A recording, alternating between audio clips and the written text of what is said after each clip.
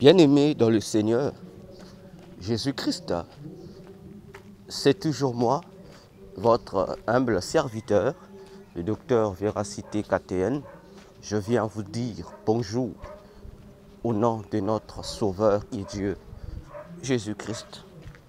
Alors, aujourd'hui, nous voulons partager une belle réflexion sur l'enlèvement de l'Église, particulièrement sur le camp de cet enlèvement de l'Église.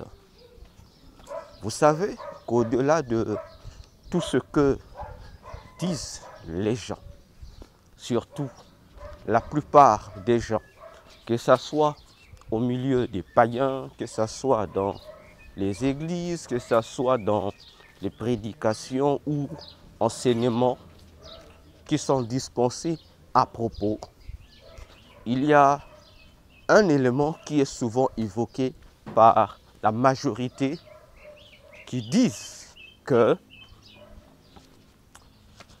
personne ne peut connaître le jour, l'heure, les mois, l'année où l'enlèvement aura lieu. Et la plupart de ces gens s'appuient sur une déclaration, soi-disant déclaration de Jésus, qui dit que personne ne connaît ni l'heure, ni le jour, ni le Fils, ni les anges dans les cieux. Voyez-vous, c'est sur cette base que les gens émettent, alors que le Seigneur n'a jamais dit ça. Si on lit bien la phrase que le Seigneur a dite, ça n'a rien à voir avec la connotation qu'on lui donne aujourd'hui. Parce que lorsque le Seigneur Jésus a déclaré ainsi à une suite, il dit, personne ne connaît ni le Fils, ni les anges. Donc, ni l'homme, l'être humain, ni le Fils de Dieu, ni les anges. Jésus ne s'est jamais arrêté là, frère. Il a continué sa phrase. Il a dit, mais seul Dieu, le Père, connaissait. Et dans plusieurs de mes livres et émissions ainsi que conférences, je vous ai démontré ici même, pour certaines émissions, que l'on peut connaître le jour où Jésus reviendra. Alors, aujourd'hui, étant donné que je n'ai cessé de le répéter depuis notre étude commencée en février 2023 sur le chrétien face à 2024, de répéter que chaque nouvelle année nous rapproche de l'enlèvement de l'Église. Chaque nouvelle année que l'humanité entame nous rapproche du plus bel, du retour de Jésus pour son Église. Nous ne cessons d'offrir à l'Église corps de Christ des preuves tant bibliques que confirmées par les événements mondiaux.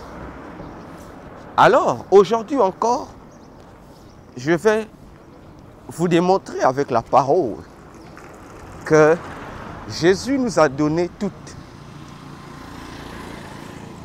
les preuves possibles dans ses paroles pour nous inviter à comprendre que nous, les gens de l'an 2000, nous sommes la génération qui verra l'enlèvement de l'Église. Je répète, nous, les gens de l'an 2000, nous sommes cette génération-là qui verra l'enlèvement de l'Église. Jésus dit quelque chose dans Matthieu 24. le verset 34. Matthieu 24, le verset 34. Qu'est-ce que Jésus dit dans ce passage-là? Il dit ceci, je vais lire. Matthieu 24, le verset 34. Il dit, en vérité, je vous dis que cette génération ne passera point que toutes ces choses ne soient arrivées. Voilà la déclaration que Jésus émet. Il dit, cette génération ne passera point que ces choses soient arrivées. Je répète, Jésus dit dans Matthieu 24, verset 34, que l'enlèvement de l'Église, son retour, ne va arriver à cette génération. Attention, ici, lorsque les athées, les ennemis du christianisme, les anti-bibles et les musulmans ont écouté ce passage, ils ont élaboré toute une litanie de théories pour oser dire que cette prophétie est une prophétie ratée. Surtout, les musulmans, les imams, disent que c'est une prophétie ratée. Et comme c'est une prophétie ratée, donc Jésus a menti. Et comme Jésus a menti, c'est pour eux une preuve que la Bible a été falsifiée. Voyez-vous comment les démons manipulent les enseignants de l'islam, les imams et docteurs musulmans, voyez, alors qu'ils oublient eux-mêmes que dans le Coran, dans la sourate 4, verset 171, il est précisé que Jésus est la parole et l'esprit d'Allah. Et tout le Coran le sait, le confesse. À moins que les enseignants musulmans, les imams et les docteurs islamiques me disent le contraire. Que Jésus est né, il est mort, il est ressuscité, il est monté au ciel sans jamais avoir commis un quelconque péché. Ils le savent. Tandis que le même Coran détaille en long et en large que Mahomet était un grand pécheur. Que même lui-même Mahomet, en mourant, il ne sait pas où il ira. S'il ira auprès de Dieu ou s'il ira dans l'enfer. Mahomet ne sait pas.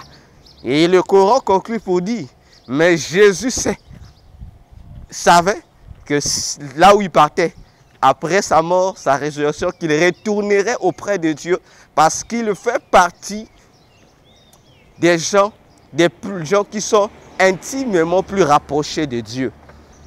Position que Mahomet n'a pas. C'est le Coran qui le dit. Alors, comment est-ce que les musulmans peuvent-ils oser dire un tel blasphème que Jésus a menti?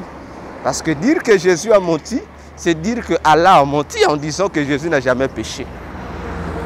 Parce que dire que les déclarations de Jésus sont des fausses prophéties, déclarations ratées, des mensonges, c'est dire à Allah que Allah, toi aussi, tu nous as menti. Comment tu dis que Jésus n'a jamais commis de péché, alors qu'ici, il avait dit un mensonge. Attention, attention. Je dis attention, attention, Église. D'autres théologiens chrétiens, bon, je les appelle des chrétiens, comprenez mon émotion, disent que cette parole-là, c'est une prophétie ratée. Et c'est limite à dire que c'est raté. Vous savez, c'est une prophétie qui a échoué. Donc, c'est une fausse prophétie, parce que la génération dont mentionnait Jésus, dont parlait Jésus, c'est une génération déjà morte. Donc toutes ces personnes de cette génération-là étaient mortes. Mais Jésus n'est jamais revenu. Ah, bien-aimé dans le Seigneur, chers abonnés YouTube, une réflexion. Quand aura lieu l'enlèvement de l'Église? Les choses deviennent de plus en plus sérieuses. La génération dont Jésus parle ici dans Matthieu 24, le verset 34, bien-aimés, faisons attention. Ce n'est pas la génération de son époque. Ah, attention. Attention, ce n'était pas la génération de son époque, c'est-à-dire ses contemporains, les gens qui vivaient avec lui là-bas. Non. Lisez bien les paroles de Jésus. Faites attention aux déclarations de Jésus. D'ailleurs, dans Matthieu 24, le verset 35, Jésus conclut cette phrase pour dire « Toute chose passera, mais mes paroles ne passeront point ». Pour répondre à tous ceux qui disent que cette parole de Matthieu 24, verset 34, est une fausse prophétie ou un mensonge ou une prophétie ratée. Frère, Jésus vous fait comprendre que ce n'est pas quelque chose de raté, mais plutôt quelque chose de fait, de réel et d'accompli. Pourquoi? Simplement parce que le chapitre de Matthieu 24, disons, les déclarations que Jésus fait dans Matthieu 24 nous donnent la réponse. La maladie de l'Église d'aujourd'hui est la même qui pollue le monde païen.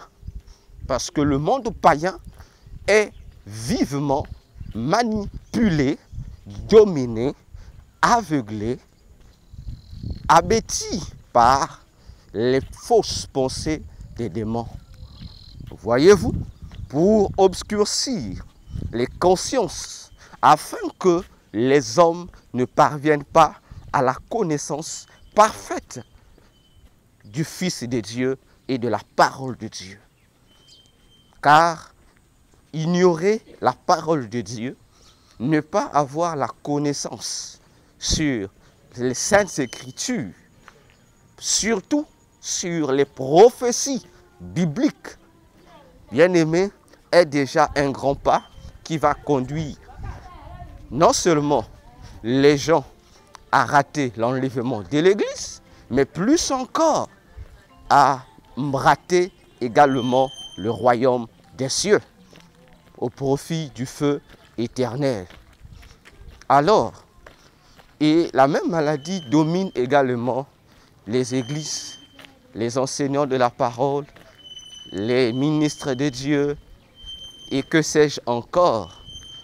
Parce que, au lieu de prendre le soin, comme dit la parole, d'examiner noir sur blanc la parole de Dieu elle-même, les gens lisent un verset, deux versets, des versets et on cherche l'interprétation avec des livres, dans des livres théologiques, dans des conférences bibliques, voyez-vous, et dans leur propre réflexion.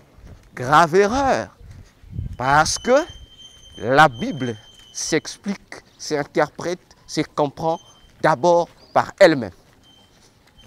Premièrement. Deuxièmement, la Bible se comprend en interrogeant son propriétaire.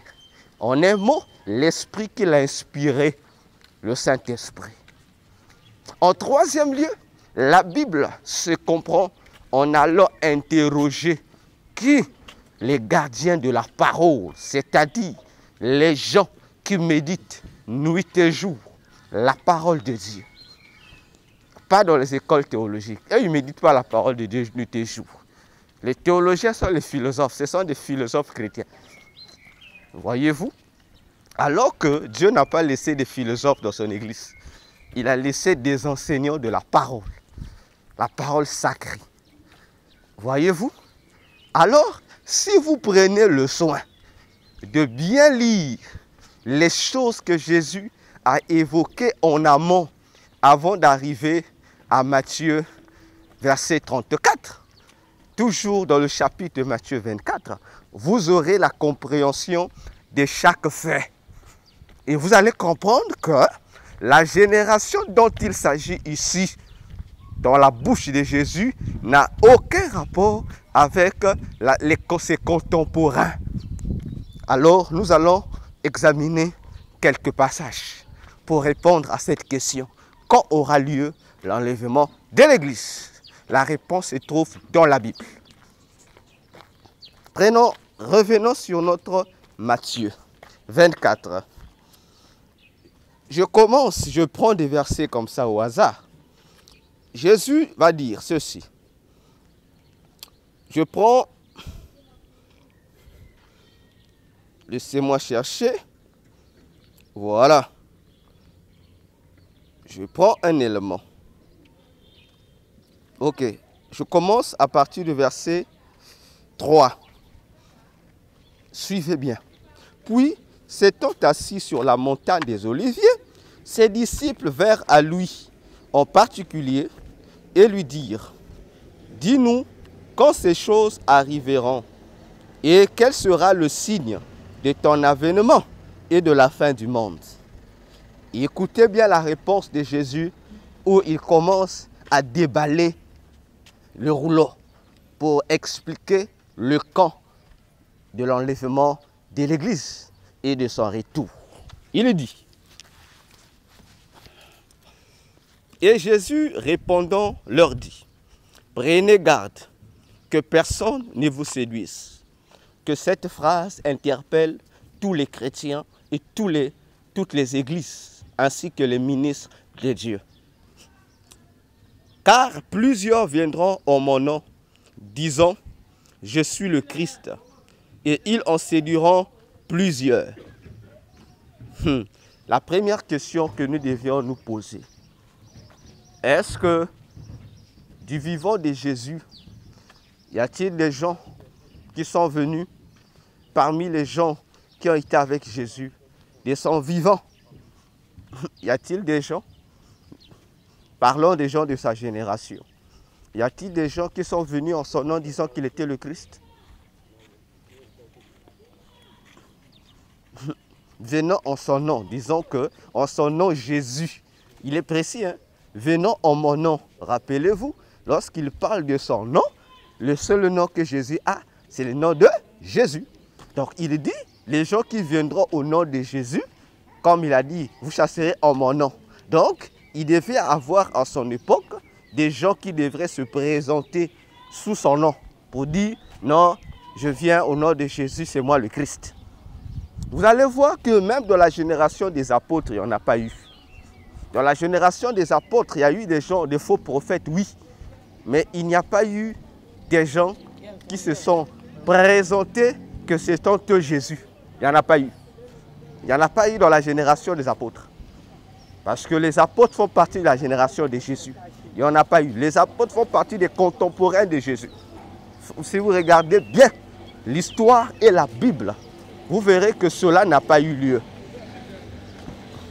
Oui, cela n'a pas eu lieu. Voyez-vous, cela n'a pas eu lieu. Je répète, ça n'a pas eu lieu. À l'époque, il y a eu des faux prophètes, mais il n'y a pas eu de faux Christ venant au nom de Jésus. Si nous descendons encore, il est dit au verset 6, « Et vous entendrez des guerres et des bruits de guerre, mais prenez garde que vous n'en soyez point troublés, car il faut que toutes ces choses arrivent, mais ce ne sera pas encore la fin.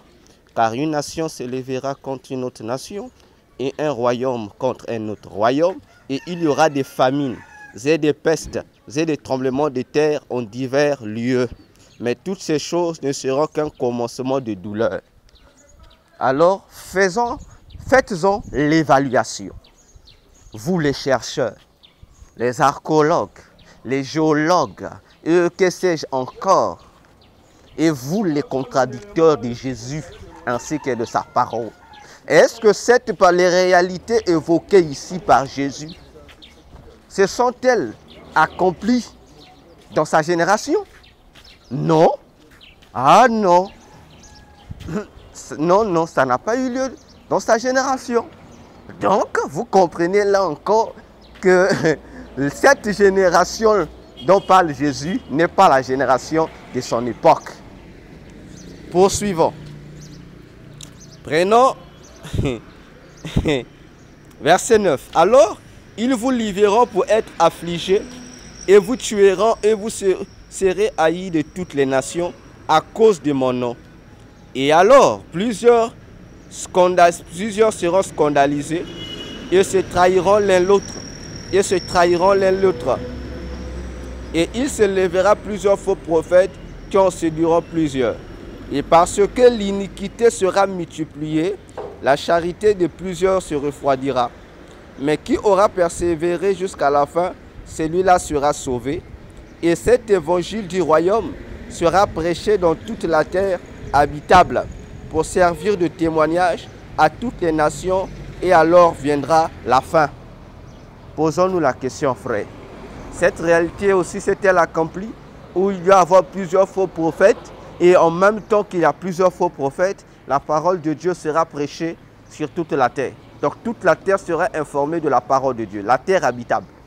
Si vous remarquez bien, à l'époque de la génération de Jésus et des apôtres, cette parole également ne s'est pas accomplie. Exactement, cette parole ne s'est pas accomplie, pas accomplie dans la génération de Jésus, où toutes les nations entendront parler de l'évangile. Attention, bien-aimés, avec la parole de Dieu, les prophéties bibliques. Et Jésus dira au verset 15, « Or, quand vous verrez l'abomination qui causera la désolation qui a été prédite par Daniel le prophète, être établi dans le lieu saint, que celui qui lit ce prophète y fasse attention. Alors que ceux qui seront en Judée s'enfuient aux montagnes. » Je m'arrête même là. Je saute. Non, commentons d'abord la prophétie annoncée par le prophète Daniel. Nous avons écouté dans l'histoire encore, toujours les ennemis de la Bible, les anti-Jésus et les athées et les religions du diable, qui viennent dire que cette prophétie de Daniel était déjà passée. Elle s'était accomplie, soi-disant, avec l'histoire de Judas Maccabée. Voyez-vous que cette parole s'est accomplie avec les Judas Maccabée. On en a entendu. Et jusqu'à aujourd'hui, ça fait partie des théories, des doctrines enseignées par la plupart des grandes écoles bibliques et théologiques, par les hommes de Dieu qui sont renommés grands théologiens, grands docteurs des Écritures, alors que ce ne sont que des ignorants qui se cachent derrière des titres de pasteurs et d'hommes de Dieu. On dit non, on parlait d'Antiochus, l'abomination de la désolation en question s'agissait du porc que ce roi anti-grec et gréco-syrien avait établi dans le lieu très saint, et la statue de Zeus qu'il avait établie là. C'était de cette abomination dont avait prophétisé le prophète Daniel, c'est qu'il les emmène à conclure que les prophéties de Daniel étaient passées, particulièrement les 70 semaines de la prophétie de Daniel. Mais ici, Jésus nous rassure que cela n'a pas eu lieu. Attention à vous qui aimez lire la parole de Dieu pour le plaisir de la lire. Il ne faut pas lire la parole de Dieu pour le plaisir de la lire. Il faut lire la parole de Dieu dans le plaisir de comprendre les merveilles qu'elle révèle, comme disait le Psaume 119. Alors, posons-nous la question, frères, sœurs. Jésus nous rassure, Jésus, qui naît ici, nous sommes à l'an 30 après Jésus. Je dis bien, nous sommes à l'an 30 après Jésus.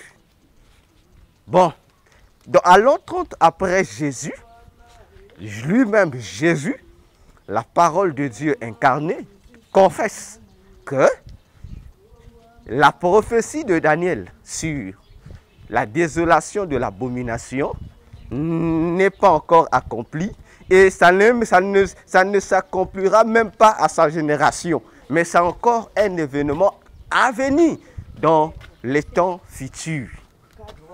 Alors, posons-nous la question. Entre Antiochus, les Maccabées et Jésus, quel est l'événement qui est venu avant l'autre? Je répète encore. Entre les Judas Maccabées et Antiochus Épiphane, et d'un côté Jésus, entre les deux, qui sont venus avant l'autre? Parce que lorsqu'on parle d'Antiochus, cet événement a eu lieu quand? Lorsqu'on parle de la révolte des Judas Maccabées, cet événement a eu, à quel moment cet événement a-t-il eu lieu? Avant ou après Jésus? C'est la question que nos pauvres ignorants théologiens devraient se poser. Et c'est la question aussi que les disciples de ces pauvres ignorants théologiens, la plupart de nos pasteurs actuels, devraient aussi se poser. Antiochus est venu après ou avant Jésus? Ou Jésus est-il venu avant les Maccabées ou après les Maccabées? Posons-nous la question. J'insiste, je répète encore pour une unième fois.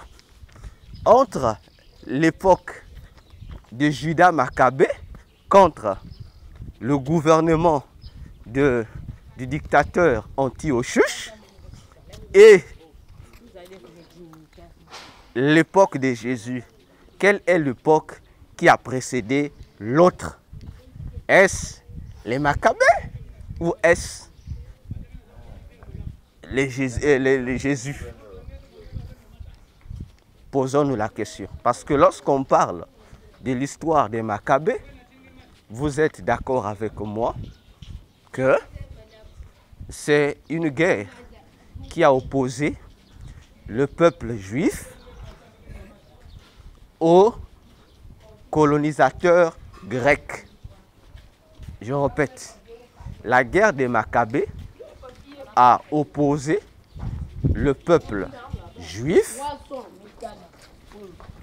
au peuple grec, à l'époque colonisateur d'Israël. Cependant, à l'époque de Jésus, on ne parlait plus des Grecs. Ce ne sont plus les Grecs qui dominaient sur Israël, mais les Romains. Alors, pour vous qui êtes plus intelligents que la Bible, pour vous qui êtes plus sages que la Bible, revenons dans l'histoire. Dans l'histoire de la colonisation d'Israël, entre les Grecs et les Romains, lesquels ont colonisé en premier Israël? Les Romains ou les Grecs? L'histoire donne des preuves bibliques, même dans la Bible. La Bible nous donne une réponse nette, que Jésus est né alors que c'est la Rome désormais qui régnait sur Israël. Donc vous comprenez que l'histoire des Maccabées, c'est une histoire qui est venue avant que Jésus ne soit né. Donc, c'est une histoire qui a eu lieu dans le passé. Donc, l'affaire de Judas Maccabée contre Antiochus est un événement qui a eu lieu avant Jésus. Attention, c'est avant Jésus. Mais tandis que cette déclaration de Jésus dans Matthieu 24, le verset 34, a lieu après Jésus. Donc, plusieurs millénaires après l'événement d'Antiochus et des Maccabées. Voyez-vous, déjà là, vous devez comprendre que la désolation de l'abomination dont fait Jésus n'a aucun rapport avec Antiochus, n'a aucun rapport avec le porc qu'on a offert, entre guillemets, au dieu grec, au dieu Zeus. Ça n'a aucun rapport. Daniel parlait d'autre chose. Pour dire aux théologiens, taisez-vous et laissez la Bible parler. Parce qu'à cause de vos bruits inutiles, vous êtes en train de détruire la parole de Dieu. Et comme disait Jésus au chef religieux de son époque, vous êtes en train d'enlever la clé de la connaissance pour empêcher ceux qui veulent entrer d'y entrer au royaume des cieux. Voyez-vous? Parce que vous racontez des bêtises alors que la parole de Dieu dit des choses clairement. Béni soit Jésus qui ne cesse de préserver sa parole au-delà des contradicteurs. Donc, vous comprenez, bien-aimés, ici, que Jésus est plus que clair. Si l'événement dont a prophétisé le prophète Daniel sur l'abomination de la désolation n'a pas encore eu lieu, Jésus dit, lorsque vous verrez, il s'adresse aux gens, faites attention. Il dit que celui qui est à tel endroit fuit. Que celui, il parle d'une fuite. Pourquoi? Parce que cet événement-là, lorsque la désolation, l'abomination de la désolation va s'installer dans le lieu saint, très saint. Paul expliquait dans ses épîtres aux Thessaloniciens que cette prophétie de Daniel évoque simplement l'intronisation de la bête, l'antichrist, dans le lieu très saint en tant que roi des Juifs, en tant que le nouveau Messie, un Messie imposteur. Il dit, il va se mettre, il rentrera dans la maison de Dieu et il va se proclamer Dieu. Attention. Attention, donc ça n'a pas eu lieu avant Jésus, même à l'époque de Jésus, mais ça n'aura que lieu plusieurs dans la suite des temps après le temps de Jésus. Là encore, nous comprenons que cette génération, il ne s'agit pas de la génération de Jésus, mais d'une génération à venir. Je prends un deuxième élément, non, pas une deuxième, un élément suivant. Je vais chercher, il y en a plusieurs, hein. Je prends un autre événement. Voilà, si vous prenez le verset 25 jusqu'à la fin, jusqu'au verset 29 de Matthieu 24, Jésus maintenant dit, lorsque ces troupes vont commencer à s'abattre sur la terre, il les voit crieront, voilà Jésus est ici, venez, il est au désert, venez, il est par ici, venez, il est par là, venez. Jésus dit, ne les écoutez pas, je ne serai pas là-bas. Ah, ça doit nous interpeller, n'est-ce pas? Ça doit nous interpeller. Voilà pourquoi Paul pouvait dire aux Thessaloniciens, à propos des gens qui les troublaient, il dit, vous ne soyez pas troublés, comme si l'enlèvement, le retour de Jésus avait eu lieu. Il ne dit pas encore. Et Paul expliquait là aux chrétiens de Thessalonique que pour que l'enlèvement ait lieu, il leur a retracé encore un chemin, des événements qui doivent d'abord s'accomplir. Il leur dit, il faudrait que l'apostasie vienne premièrement et que l'on ait vu l'homme du péché. Vous comprenez? Et l'apparition de l'homme du péché va coïncider avec le retour de Jésus. Pour dire encore que, vous remarquerez, Jésus donne des indices remarquable pour nous faire comprendre que la génération qui verra l'enlèvement de l'Église, ce n'était pas la génération de son époque. Non, mais une génération future. Et l'identification de cette génération nous amène à comprendre quand aura lieu, à quel temps, à quelle époque aura lieu l'enlèvement de l'Église. Attention, la génération dont Jésus parle, attention, Jésus a évoqué un élément très utile, très important, lorsqu'il dira que parmi les événements évocateurs de son retour, il a parlé de l'époque de Noé. Il dit, ce qui arriva du temps de Noé arrivera de même au jour du Fils de l'homme. Attention, si nous prenons le livre de la Genèse, chapitre 6, il y a quelque chose de merveilleux qui doit nous interpeller. Quelle est la chose? La chose est celle-ci. Genèse 6,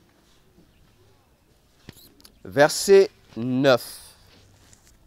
La Bible dit, ce sont ici les générations de Noé. Noé fut un homme juste et intègre en son temps, marchant avec Dieu. Cette phrase doit nous interpeller. On parle des générations de Noé. Pas d'une, mais des générations de Noé. À quoi fait-on allusion lorsqu'on parle des générations de Noé? On fait allusion d'abord des contemporains de Noé, c'est-à-dire des gens de la même génération que Noé et des gens qui n'étaient pas de la même génération que Noé, mais tous faisant partie des contemporains de Noé. Je répète, Noé avait des enfants, mais Noé et ses enfants n'avaient pas le même âge. Mais Noé et ses enfants, ses 3 enfants, et même ses petits-fils, vivaient dans la même génération, plutôt dans la même époque. Vous comprendrez que Noé est une génération qui a aussi les gens de sa génération. Le fils aîné de Noé également était une génération parce qu'il y avait des gens de sa génération, de la même promotion que lui. Le second fils de Noé et le 3e fils de Noé, ainsi que ses petits-fils, idem. Donc, on comprend pourquoi il y a l'expression « les générations de Noé ». Attention, la même chose, on doit comprendre que Jésus reviendra lorsqu'il y aura une génération donnée. C'est lorsque Jésus reviendra et c'est de cette génération dont il parle. Et vous allez remarquer que il y aura des générations, mais toutes ces générations seront gérées par une génération. Quelle génération? La génération de la nation d'Israël. Car Jésus, lorsqu'il est venu uniquement pour les enfants d'Israël. Or, parler des enfants d'Israël, toute la Bible dit, c'est parler du peuple juif, autrement dit, du pays des Juifs appelé la nation d'Israël. Attention, mais lorsqu'il vint, la Bible dit dans Jean 1, verset 12, qu'il est venu chez les siens, mais les siens ne l'ont pas reçu. Donc, la nation d'Israël n'a pas reçu Jésus en tant que Messie. Ils ont rejeté toute une nation. Ils l'ont rejeté. Et vous comprenez que lorsqu'il reviendra, cette nation qu'il a rejetée, c'est cette nation-là qui va chapeauter le reste des nations de la terre. Ça aussi, la Bible le dit. La Bible le dit que Jérusalem deviendra le centre du monde. Zacharie l'a dit. Le livre de Zacharie l'explique en long et en large. Parce que c'est à Jérusalem que l'Antichrist va établir son siège pour gérer le reste des tribus du monde. D'ailleurs, la Bible dira même que lorsque Jésus va apparaître dans les nuées, toutes les tribus de la terre vont se lamenter. Mais à partir de quoi? Qu'est-ce qui va exciter ces lamentations de toutes les tribus de la terre? On dira, ce sont les lamentations du peuple juif qui va réaliser la tromperie de l'Antichrist et qui va commencer à réclamer la venue de leur Messie et à reconnaître Jésus comme véritable Dieu et Messie qu'ils attendaient à longtemps. Et ils vont se repentir. Et c'est là que la Bible dit, cette repentance d'Israël va également influencer les autres tribus. Attention. Donc, cette génération-ci dont parle Jésus, c'est une génération, une nouvelle génération future de la nation d'Israël. C'est-à-dire la génération future qui verra la reconstitution d'Israël en tant que nation. Je répète, cette génération dont parle Jésus dans Matthieu 24, le verset 34, c'est la génération de la reconstitution d'Israël en tant que nation. Attention. Je dis attention. Alors, nous le savons que Israël, depuis longtemps, n'avait plus de roi. Pour parler d'Israël en tant que nation, il faut parler d'un chef à la tête d'Israël, d'un roi à la tête de toute Israël. Disons Israël en tant que nation, Israël en tant que pays. Rentrons cette fois-ci dans la profondeur des Écritures. Vous allez remarquer que à l'époque de Jésus, lorsque Jésus naît, les anges dans les cieux, certains prophètes sur la terre et hommes justes ont confessé que Jésus était le roi de tous les Juifs. Je répète, Jésus était le roi de tous les Juifs, sans exception. Qui veut dire que, aux yeux du ciel, Jésus n'est pas le roi d'une partie des Juifs ou d'une localité des Juifs ou seulement le roi des Juifs de Galilée. Il doit être le roi de tous les Juifs. Il doit être le roi dans toutes les localités, les villes et tout ce qui compose le pays d'Israël. Attention, c'est ce que disent d'ailleurs les prophéties de la Bible. Ce n'est pas le docteur Véracité chrétienne que je suis qui le dit. Alors, bien-aimés, à quel moment de l'histoire de l'humanité, d'abord avant que j'y arrive, et lorsque Jésus naît, continuons, vous allez remarquer que Jésus vient naître dans une Israël, c'est-à-dire je parle Israël en tant que nation, dans une Israël qui n'appartient pas à un seul roi, mais qui appartient à plusieurs rois. Et oui, réfléchissez maintenant, c'est dans la Bible, ça nous saute aux yeux, nous ne voyons pas ça. Jésus, lorsqu'il est né sous une Israël gérée par plusieurs rois. Autrement dit, lorsque Jésus, qui est l'unique roi d'Israël, naît, il vient rencontrer dans son territoire, dans sa nation à gérer, plusieurs autres rois qui géraient déjà à sa place. C'est là qu'Ésaïe pouvait dire, Seigneur éternel, d'autres maîtres que toi ont dominé sur nous. Vous connaissez le passage. Vous êtes lecteur de la Bible.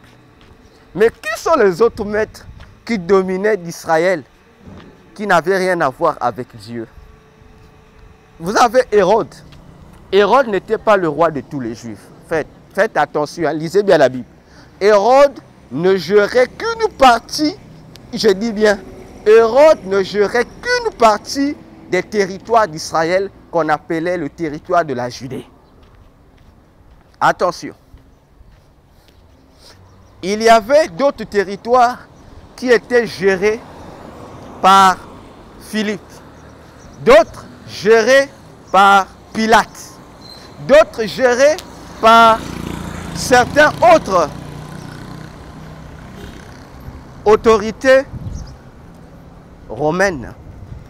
Ça se trouve dans la Bible. Ici, je suis en train de faire une réflexion. Et dans les suites des parties de cette réflexion, nous allons prendre des éléments encore dans les profondeurs de leurs détails. Vous remarquerez ça très bien. Donc, Hérode et les autres, les Césars, les Antipas, donc le pays d'Israël était divisé en plusieurs territoires confiés à certaines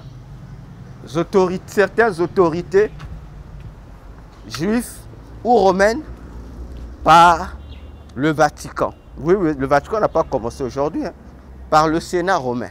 Ça n'a pas commencé aujourd'hui. Voilà, bien aimé, d'où commence l'histoire. Alors que Israël doit avoir un seul Messie, mais on vient trouver des Messies. C'est pourquoi il va naître la dynastie des Hérodes, qui ne régneront pas sur tout Israël, les fils, les petits-fils d'Hérode. Non, ils vont régner sur le territoire qui sera échu à leur père Hérode le Grand, la Judée. N'est-ce pas? Voilà. Et vous remarquerez que ce qui montre que Israël n'avait plus de roi. Oui, c'était une nation sans roi. Donc, en fait, ce n'était plus une nation. Parce qu'elle n'avait plus de roi. Alors, Jésus qui est le roi qui devait reconstituer la nation, c'est pourquoi il pouvait dire, Jésus encore, que Jérusalem, je suis venu comme une mère poule pour vous rassembler en un seul lieu. Vous comprenez?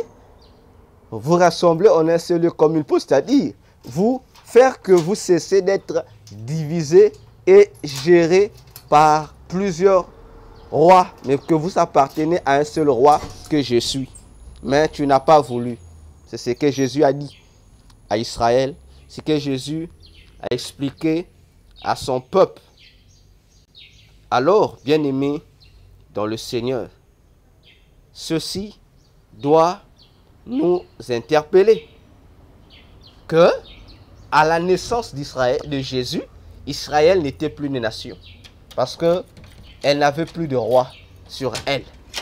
Cette absence de roi a fait qu'Israël cesse d'être une nation aux yeux du monde. Mais Israël était devenu une colonie. Voyez-vous, une colonie. Et rappelez-vous d'ailleurs de la colonisation des pays colonisés. N'est-ce pas? Nos pays, la plupart des pays africains ont été colonisés. Le fait qu'ils ont été colonisés, ils ont perdu leur droit d'être une nation. N'est-ce pas? Ça, c'est connu. Ce n'est pas un mythe, c'est connu. Ils ont perdu le droit d'être une nation. Ils en ont perdu. Voyez-vous, ils ont perdu ce droit d'être une nation. Ils ont perdu ce droit. Israël, nos pays. N'est-ce pas? Parce que vous n'êtes plus géré par vous-même. Vous êtes devenu juste un sol qui est géré par une autre nation. Donc vous faites désormais, votre pays fait désormais partie de la composition des territoires d'un autre pays. Donc vous n'êtes plus considéré comme une nation, mais un territoire seulement.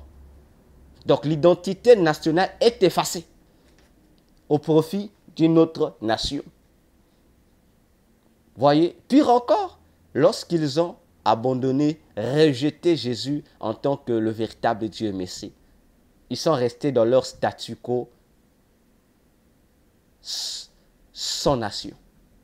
Et ce n'est que en 1948, à moins que je me trompe, en mai 1948, que il a été déclaré officiellement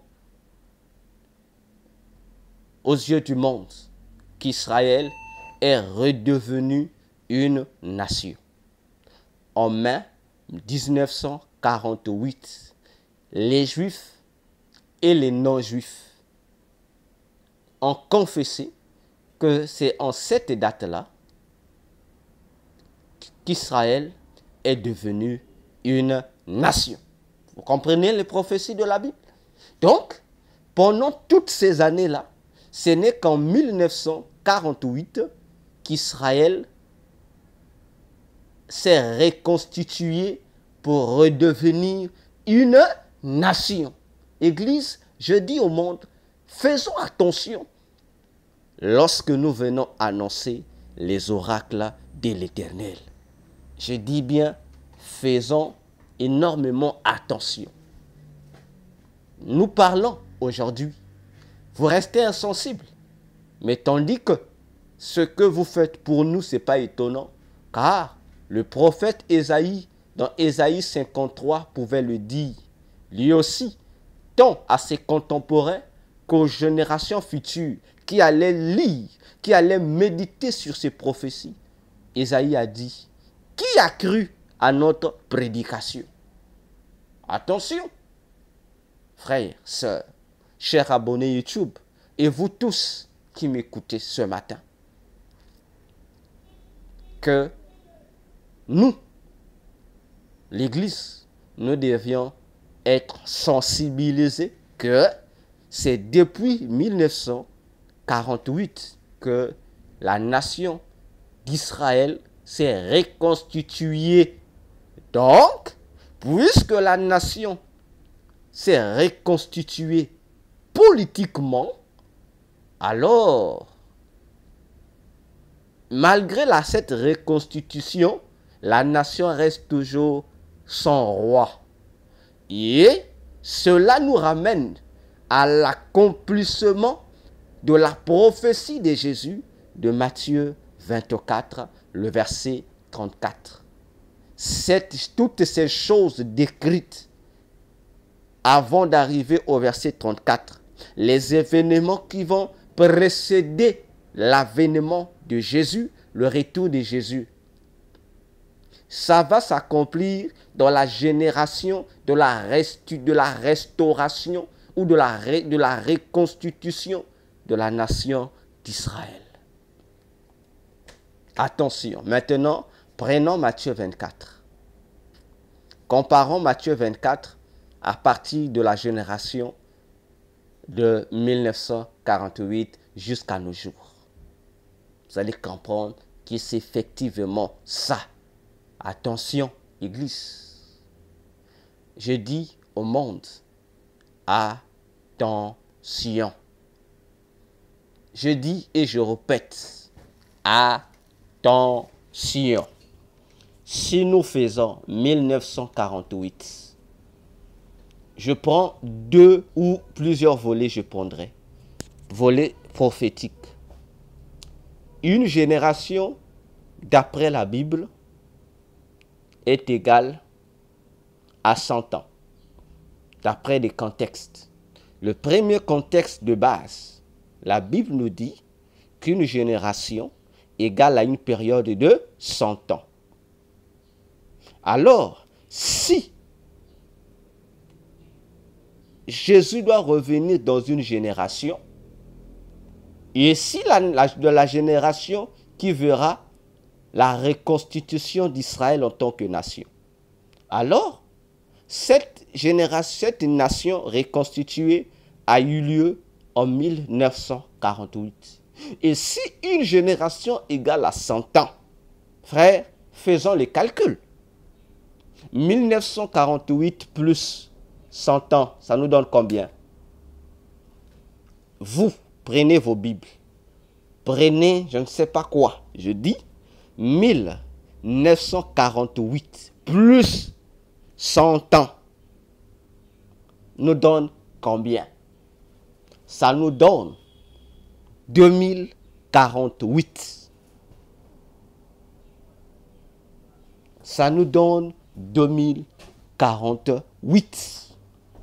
Et aujourd'hui, nous sommes en 2024 pour nous dire que nous sommes de la génération qui verra l'enlèvement de l'Église. Je l'ai toujours dit et je le répète encore haut et fort. Je ne crois pas que l'enlèvement de l'Église aura lieu en l'an 3000. Non. L'enlèvement de l'Église aura lieu en l'an 2000. Nous n'arriverons pas en l'an 3000. Je ne crois pas. Les probabilités bibliques démontrent de A à Z que l'enlèvement aura lieu en l'an 2000. Église, faisons attention. Comme dit la Bible, le temps n'est plus. Le temps n'est plus. Rachetons le temps. Toi qui es encore païen, c'est le moment de prendre conscience, de te repentir, d'accepter Jésus dans ta vie comme Seigneur et Sauveur. Toi aussi, le frère ou la sœur qui a abandonné le Seigneur pour les plaisirs de ce monde, pour dire que toi frère, toi ma sœur, qui a abandonné le Seigneur pour les plaisirs de ce monde, à cause des difficultés de ce monde, à cause des problèmes, des maladies, de tout ce que tu subis, sache-le que le temps n'est plus. Reviens à Jésus. Reviens, Jésus a besoin de toi. Viens lui donner ta vie, viens te repentir. Sois fidèle, peu importe tes difficultés, les persécutions. Il est préférable que tu meures en Christ que de mourir sans Christ. Alors, ça, le premier élément que j'ai pris, élément basique de la Bible, qu'une génération égale à 100 ans. Je prends le deuxième élément basique de la Bible qui nous fait comprendre que une génération est également égale à 1000 ans. Une génération, deuxième basique, est égale à 1000 ans. Si nous prenons 1948 plus 1000 ans, ça nous donne 2948. Si nous prenons le deuxième élément basique d'une génération dans la Bible, c'est égal à 1000 ans. Or, Israël s'est reconstitué en tant que nation en 1948. Et si nous faisons les calculs cette fois-ci, en faisant 1948 plus 1000 ans, ça nous donne 2948. Et vous remarquez que même avec ce deuxième principe basique du calcul d'une génération dans la Bible, nous donnera toujours une époque qui est loin d'être l'an 3000. Nous restons toujours dans l'époque de l'an 2000. Nous restons toujours dans l'époque de l'an 2000. Je sonne l'alerte généralement à tous les habitants de la terre au monde entier et particulièrement aux églises, l'épouses, les chrétiens qui doivent se préparer pour l'enlèvement de l'église qui est pour bientôt. En disant que, j'insiste, répentons-nous car le royaume des cieux est proche. Jésus revient. La prophétie court vers son terme. Alors, bien-aimés dans le Seigneur, Jésus, j'ai conclu avec cette phrase. Jésus dit, ce qui arriva du temps de Noé arrivera de même au temps du Fils de l'homme. Or, avant que Jésus de Jésus ne vienne, il nous fait comprendre que nous allons subir un peu ce qui s'est passé à l'époque de Noé. Or, à l'époque de Noé, il y a un événement majeur qui est venu, c'était le déluge. Attention, Église. Or, mais le déluge, lorsque le déluge vint, le déluge a été une puissance d'attraction qui a fait quoi? Qui a enfoncé les uns, ceux qui ont refusé de suivre les prédications, les prophéties de Noé, sous la terre,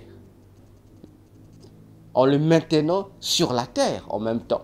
Tandis que les gens qui ont écouté le message de Noé, qui ont suivi Noé, la voix de Noé, les justes, le déluge leur a attiré vers le haut.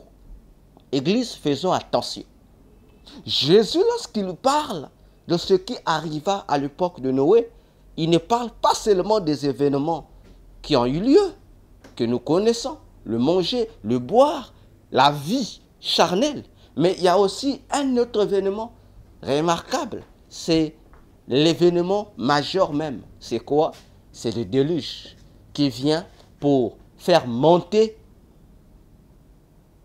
une catégorie des gens, les justes, qui ont écouté le message que Dieu a donné à Noé, le message du salut, et faire descendre et maintenir sur la terre une autre catégorie des gens qui ont refusé le message que Dieu a donné auprès de Noé, le message du salut, les gens qui ont refusé d'être sauvés. Voilà ce que le déluge a aussi fait. Le déluge a fait monter Noé et ceux qui l'ont suivi dans ses voies, et le déluge a abaissé, anéanti ceux qui ont refusé le message de Noé. Attention, et demandez l'histoire biblique, demandez l'histoire tout court. À quelle époque le déluge de Noé a-t-il eu lieu? À quelle époque le déluge de Noé a-t-il eu lieu? Le déluge de Noé a eu lieu en l'an 2000. Je dis, le déluge de Noé a eu lieu dans l'année 2000, c'est-à-dire dans l'époque de l'an 2000. Précisément, à moins que je me trompe, le déluge a eu lieu en l'an 2375. Attention, Église. L'an 2375, nous sommes toujours dans la période de l'an 2000.